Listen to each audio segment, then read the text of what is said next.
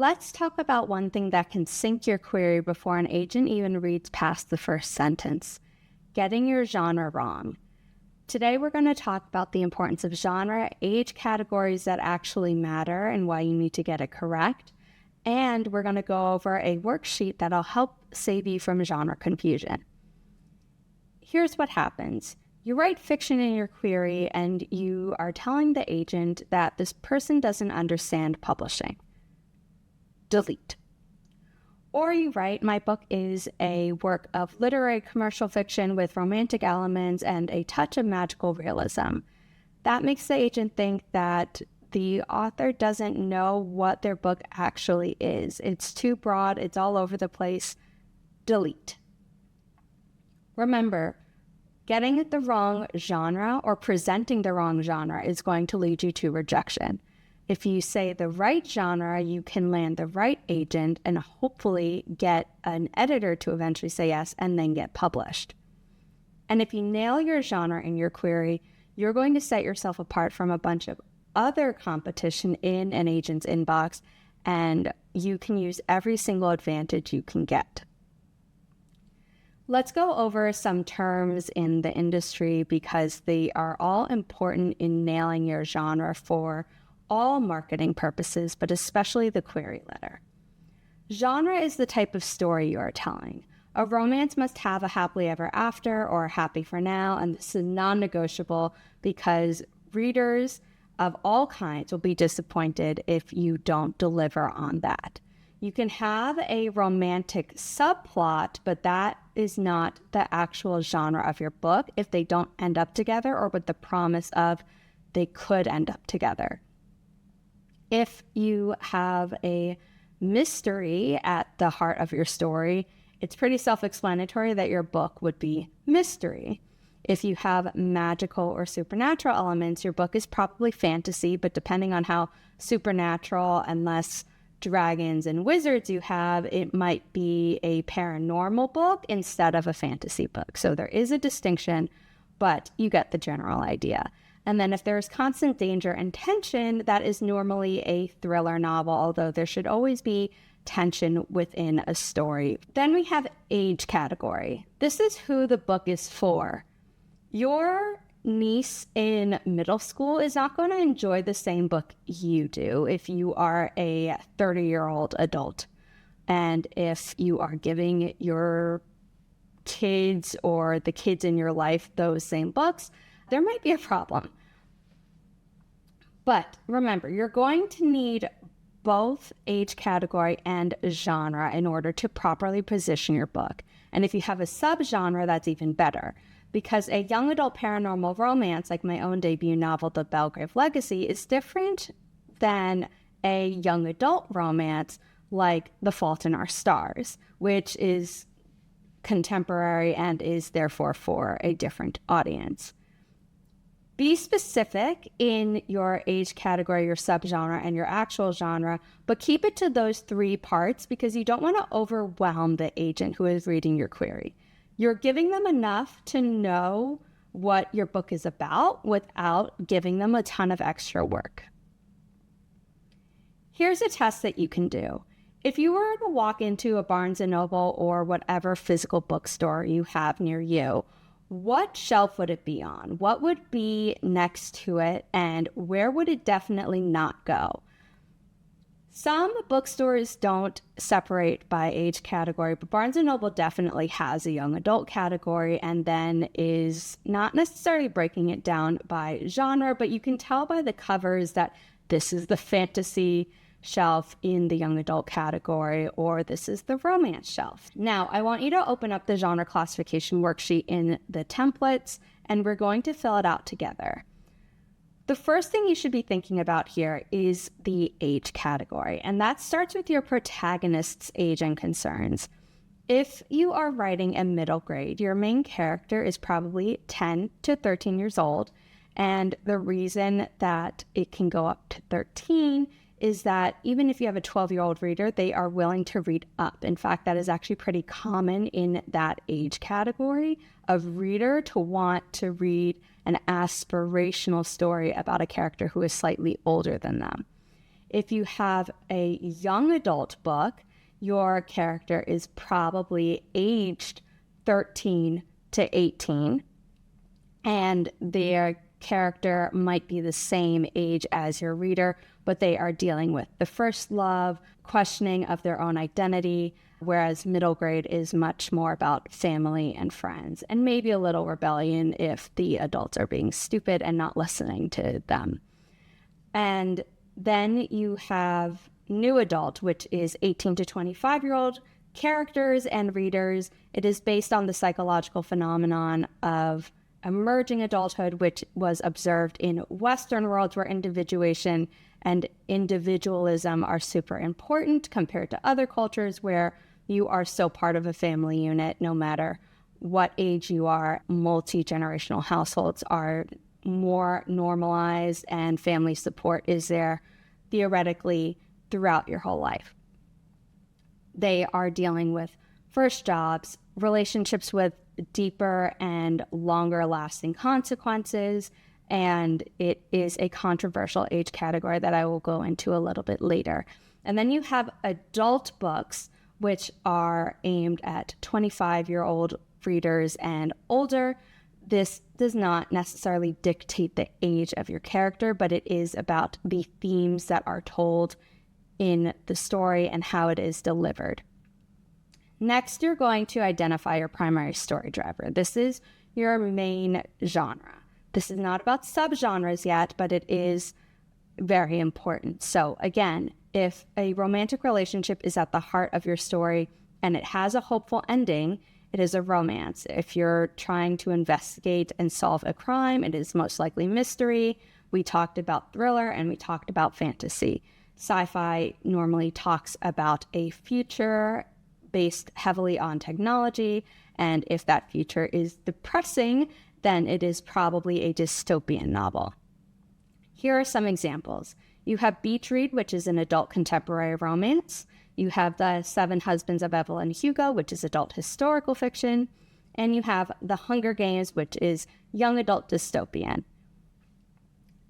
And let's talk more about age categories, because it's not just about the character's age or even the reader's age. You have word count expectations. So for middle grade, you aren't expecting anything longer than 60,000 words, and 50,000 words is actually considered to be a better cap. Now, I think that it could go up to 60,000 words, especially because dialogue or action scenes tend to rack up that word count very quickly, but you don't want this book to be too long. It is expected that younger readers have a shorter attention span than older readers. Whether or not that is still true, that's just how it was when these age categories were created. Like I mentioned, you have the themes of friendship, family, and self-discovery, perhaps for the first time in these characters' lives. Romance can be a part of middle grade, but it's normally not anything more serious beyond an initial crush. And if you want an example of a book you can read, there is From the Diary of Agnes Yeager, The Secrets of Silverleaf Academy by Veronica King. You have young adult, which has absolutely blown up over the past decade or so, and that is based on the themes of identity, first love, coming of age, rebellion.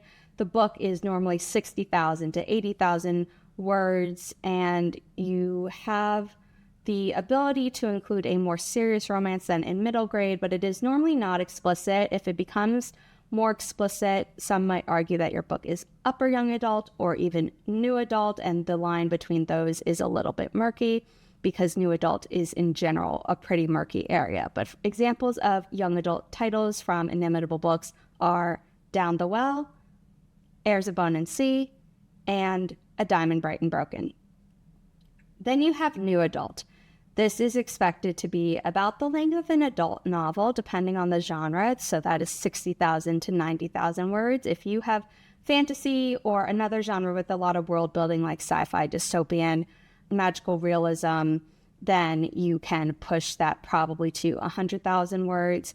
But I don't recommend debut novels being super, super long. It would be better for an agent or an editor to say, I need you to flesh out this world, than for you to write a very long manuscript,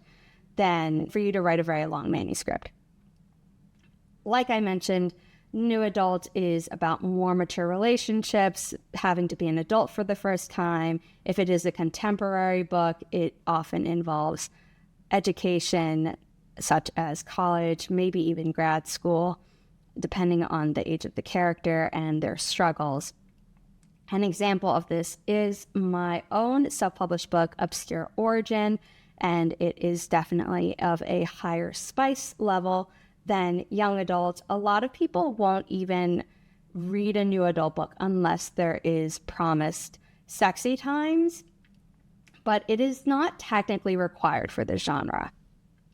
New adult is hard to sell because it started in self-publishing, because people were realizing that, hey, these are stories that are a little bit too old for young adult, but adults who are past college age and probably have their first jobs, maybe their first marriages, maybe even have kids at this point, aren't necessarily interested in protagonists who are dealing with college drama or college age drama. You had readers who were on board, you had authors who were on board, but agents and editors weren't on board for a very long time because bookstores still aren't on board. So don't be surprised if you query a new adult book and eventually you are told that your book is going to be marketed as adult. There's also, thankfully, online metadata, so you might find your book listed under new adult categories on online retailers and Goodreads, so you will still be finding, hopefully, the right audience for your book when the time comes. Then you have adult fiction. Like I said, the expectation is that it'll be about 60,000 to 90,000 words. It can go higher if you are in a world-building heavy genre. The protagonist can be any age because, like I said, it's about the tone and delivery. So The Kite Runner is a very traumatic and serious book that has a child protagonist, but it is not suitable for a child of the same age as the protagonist to be reading, at least not without heavy supervision and a lot of discussions. This age category doesn't have any limitations on explicitness, and I realize that throughout this video I've been talking about explicitness in terms of sexual content, but this is also about the level of violence, gore, other crimes, things that you would see in a TV or movie warning about, this content contains things that might not be suitable for younger audiences.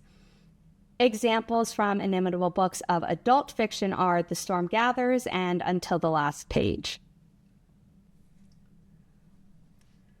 Let's fill out the worksheet as if it were for my debut novel. If my book is about a young woman who discovers she's a witch and must save the world while navigating her first relationship with who she believes is her guardian angel but is secretly a dark angel, then we have a lot to work with, because this could be young adult or it could be new adult depending on how I wrote the story. Now, my character, Fawn Belgrave, is 18 for most of the book, but she discovers her powers when she is still a teenager. And she is dealing with identity of being a witch, having a very crazy and heavy family legacy placed on her, and her first love. She did have a boyfriend earlier before the story starts, but it was very much like a school love, and I still treated this romance in a very young adult way versus a new adult way. And I'm talking so much about the relationship because it is at the heart of the story, which makes the book a romance. And I mentioned that he is a dark angel. There is a bet between God and the devil. There's magic. There are things such as ley lines and demons, and a lot of things that firmly place this book into the paranormal subgenre. So the final classification of the Belgrave Legacy, which I self-published as my debut novel almost a decade ago, is young adult paranormal romance. And it's that simple. Before the next video, I want you to fill out the genre classification worksheet for your current work in progress or whatever book you're planning to query in its entirety. Be brutally honest. You can take multiple stabs at it and revise it until you are happy. Then you're going to research 5 books in that exact genre. So age category, subgenre, and actual genre. You want to make sure that there are recent releases and not only classics, because that's going to help you when we discuss comp titles in the next lesson. And then I want you to take your genre classification of age category, subgenre, and genre in that order and post it in the community for feedback. In the next video, we're going to be talking about comp titles, why you shouldn't compare your book to massive bestsellers, and how to find comp titles that will actually help your query. You're building your query foundation one piece at a time. You're doing a great job, and when you are ready to go to the next lesson, it will be ready for you.